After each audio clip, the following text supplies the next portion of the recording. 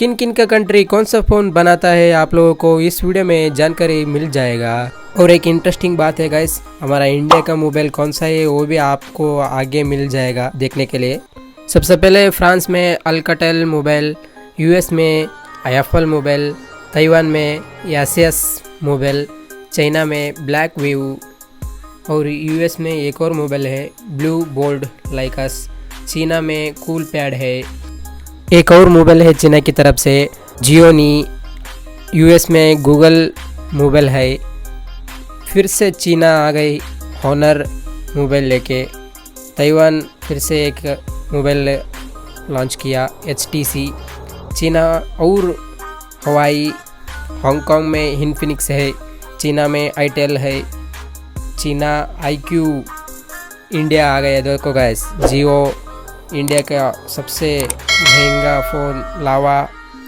Hong Kong Lenovo, South Korea LG, India का और phone है माइक्रोमैक्स, यूएस में माइक्रोसॉफ्ट, चीना